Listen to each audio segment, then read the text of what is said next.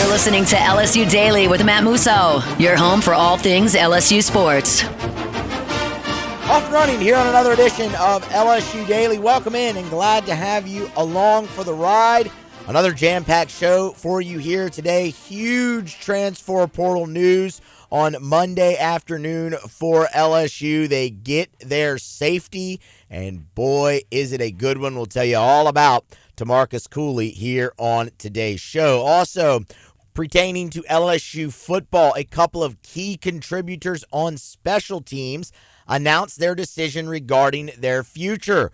We'll run through everything you need to know on that as well. And then finally, it was another win last night for Kim Mulkey and the LSU women's basketball team as they dispatch of Vanderbilt in the PMAC to improve to 19-0. A quick, very brief thought on that victory for LSU. So get subscribed if you have not already. Share, like, all of those things are greatly appreciated. Follow me on social media as well, Twitter X, at Musso Matthew. You can find me on Facebook. You can find me on Instagram at MatthewMusso1. And we will go ahead and get right to it. LSU's biggest need in the transfer portal heading into the 2025 cycle was safety. No question. Any time we have had a transfer portal conversation, it has always involved safety in some capacity. Every time. It was the weakest point on your team, not just your defense, on your team in 2024. And it had to be addressed. And from the moment the portal opened, LSU was after safeties. We all remember Zachariah Poyser earlier in the cycle. Took a visit to LSU, multi-day visit to LSU. Couldn't get it across the finish line. He ends up at Miami. Very recently, Keontae Scott. Well, he ends up at Houston. I mean, and there were more. There were more throughout. But the latest safety to visit LSU was Tamarcus Cooley, a transfer from NC State, who spent multiple days on campus, visited Ole Miss and Kentucky as well, and then on Monday afternoon, popped for LSU and put pen to paper the same day and is officially in the boat for 2025. And it is absolutely a massive get. Tamarcus Cooley is the top available safety in the transfer portal. Depending on which service you look at, recruiting service you look at, he's as high as the number 2 overall safety in the transfer portal. This is his third school in as many years. Just a refresher for you, he began his career in Maryland, was part of the class of 2023, not a highly recruited guy, a 3-star who ranked just inside the top 1,000 when it came to players in the nation. First season at Maryland, plays in 4 games, takes the red shirt, transfers over to NC State, plays for Dave Doran, who is a well-known defensive coach.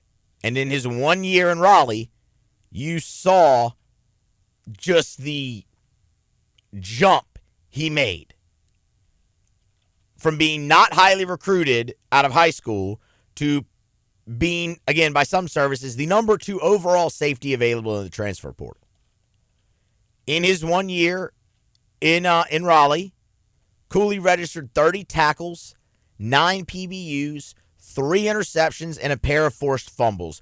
The Wolfpack played him all over the place. And it's something that Dave Doran really noted throughout the year. That, he played well in the box. He did well setting edges, was awesome fitting the run. And in the coverage game, obviously very good. Again, 3 interceptions, 9 PBUs. Oh, to have a safety that can cover. Oh, the run fits. Everything that he's done well, LSU needs. He's an immediate upgrade. He fits everything else that LSU has brought in this portal. They've brought in some depth guys as well, but over half their players they've brought in fit that mold of plug-and-play, immediate, day-one, impact starting guys, and Tamarcus Cooley is no difference. He immediately makes your defense better. He immediately makes the back end of your defense better. And now, when you look at safety, you got options if you're LSU, and a lot of them. We'll come back to that. The other thing that this does is it solidifies LSU's defense in 2 different ways. Number one, Cooley's a guy with multiple years of eligibility left. He redshirted at Maryland, played his redshirt freshman season at NC State, so he's coming to LSU as a redshirt sophomore. You'll have him for at least 2 years, and you could have him for 3. But if he's the player that he showed year one in North Carolina at North Carolina State, and continues to build on that, 3 seems unlikely. But you do have the potential there. So you have an impact player coming in who could be with you for a lengthy amount of time. That solidifies things. In the other realm, it allows guys to play more in their natural position. Now LSU doesn't have to move some of their versatile guys around to play safety, right? Like a Mansour Delane. And there are others, but think about it like with Sage Ryan, who obviously transferred out. He's now at Ole Miss, fine. But think about his time at LSU. He only got to play his natural position this past season of safety. He was constantly moving around. Adding Tamarcus Cooley, that is not in the cards for LSU this season now. He solidifies things where guys can play their natural position where they're most comfortable, and that should, help your defense function at its highest level. So it's a massive get. Now, what does the rest of safety look like? Because you have options, right? Tamarcus Cooley's going to start. Tamarcus Cooley's not coming here out of the transfer portal to sit on the bench for LSU. That's just not what's happening. So what does that other safety spot look like? Well, you have 3 guys to compete for that spot now. Obviously, Jordan Gilbert started the majority of the games for LSU in 2024. It was a mixed bag for Gilbert back there, and that's being polite. But he's also a guy with multiple years starting experience in the Southeastern Conference. Then you have Javian Toviano, who played quite well in the bowl game in the run that he got at safety, and is another guy who is now in his more natural position. He came out of high school as a 5-star safety, played cornerback because LSU needed him to, but has now been moved permanently over to safety. Can also play some star for you if you need it. But again, we all think that role is going to go to Harold Perkins, so you'll see Toviano more at safety. He's an option there. And then, of course, you have Deshaun Spears, who was the number 3 safety coming out of high school in the class of 2024 and got a lot of run early for LSU before seeing his playing time dip a little bit, once they got into conference play. But you also got to see him out there in the bowl game, and he as well played pretty good. So I'm not going to sit here and tell you that LSU's safety position went from the weakest part of the team in 2024 to a strength in 2025. I'm not ready to make that proclamation here on January the 14th, right? We got a long way to go. So that's not what I'm sitting here telling you. But I will say Cooley makes you better, and you've got more options now. It frees up more options to solidify the back end and potentially have this turn into a strength of the team if and when everybody develops and takes the step we are all expecting.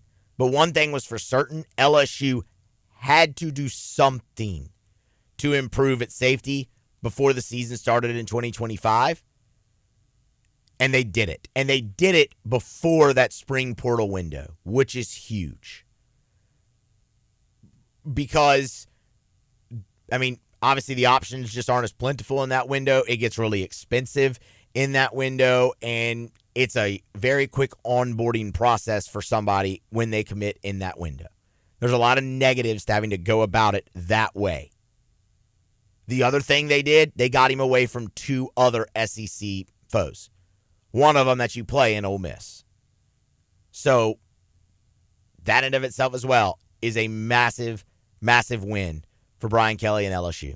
So you're at 16. We'll see if they get an offensive tackle on board. We'll see if they're done. I would imagine If they can swing an offensive tackle, they will, and that'll be the final piece of this puzzle. But one thing is for certain. They got the biggest missing piece of the puzzle on Monday afternoon when Tamarcus Cooley signed with LSU. All right. Continuing on LSU football. Told you at the top of the show, 2 impact players on special teams for the Tigers declared their intentions for their future. Let's start with Damien Ramos, the place kicker for LSU. Ramos announcing on social media Monday afternoon that he will return for his final season of eligibility. This is going to be his 5th year, his 3rd at LSU. Remember, he committed out of the transfer portal in the class of 2022, Brian Kelly's first season. He immediately took over the place kicking role for the Tigers and has been an incredibly steady force ever since. This is a massive get back for LSU.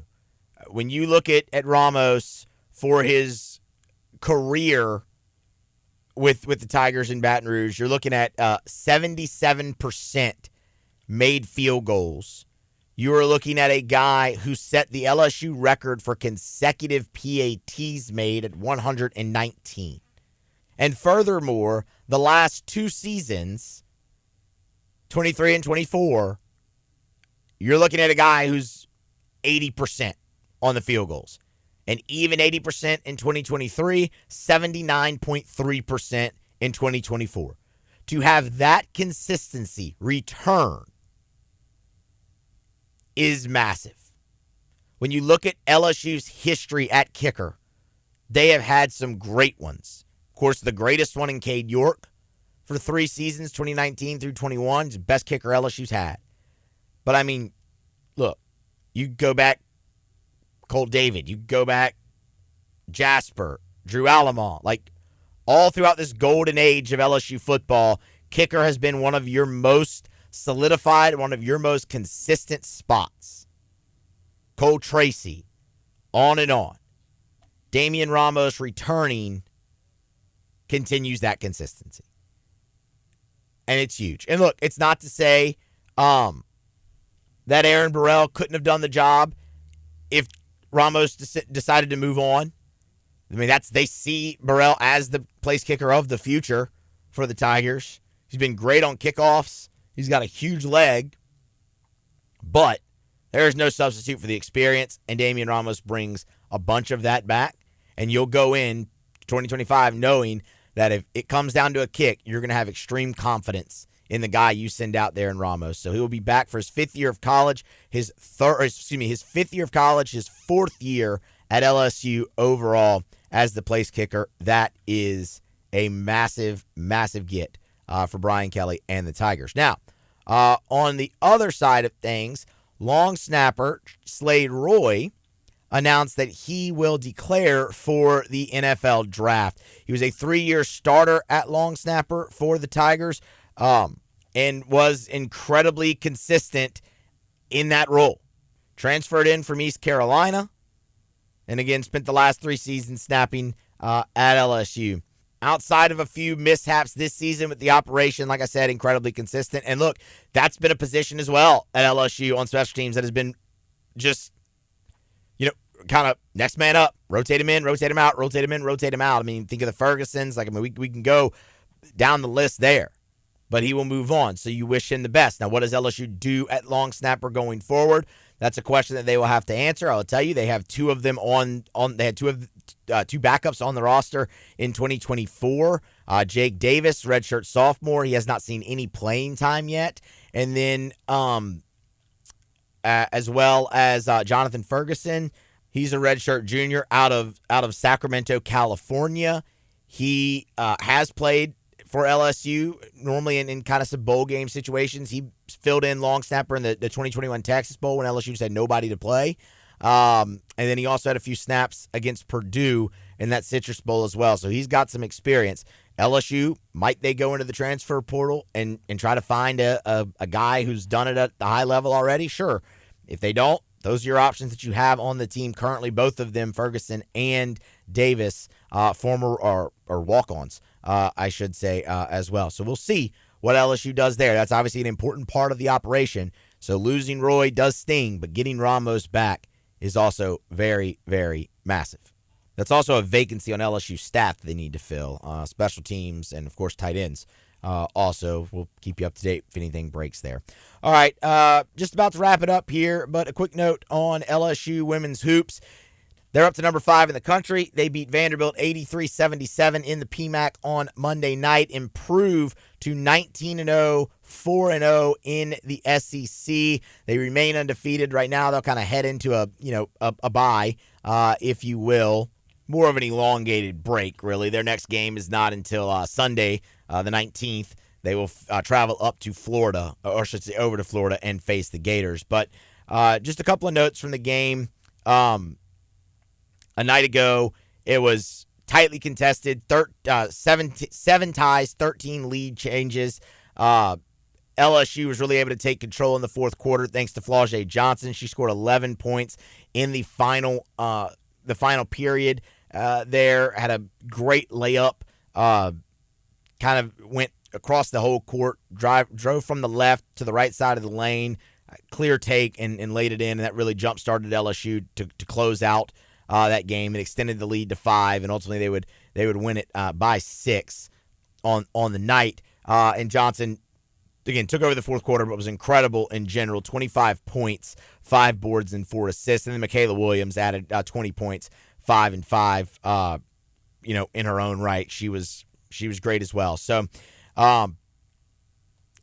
what's important to note, and the point that I really kind of wanted to make here, is Kim Mulkey's team this season is now 5-0 in games decided by 10 points or less. They find ways to make the winning plays, and that's huge. When you're thinking about March and making a run at another national championship, you're going to have tightly contested games down the stretch, and so far this team has proven early on and against good competition. I mean, think about that game against Tennessee, Stanford, that they are able to win those games in crunch time. That's exciting to see as they continue to go forward throughout their season. 5-0 so far in games decided by 10 points or less. They're getting battle-tested early, and they're passing that test. And that's only going to serve them better and serve them well as they go deeper into the season. The last thing to note, Anissa Morrow did get her 1,500th career rebound in the game on Monday night, making her only the 8th player in NCAA history to have 2,500 career points and 1,500 career rebounds. Also, her 9th double-double in a row, 17th on the season. That leads the nation. Again, Mulkey and her women back in action Sunday, January 19th. They travel to the O-Dome to face the Florida Gators. All right. That wraps it up here for another edition of LSU Daily. Appreciate everybody being here. Subscribe, share, like, follow me on social media, and be here next time for more on LSU Daily.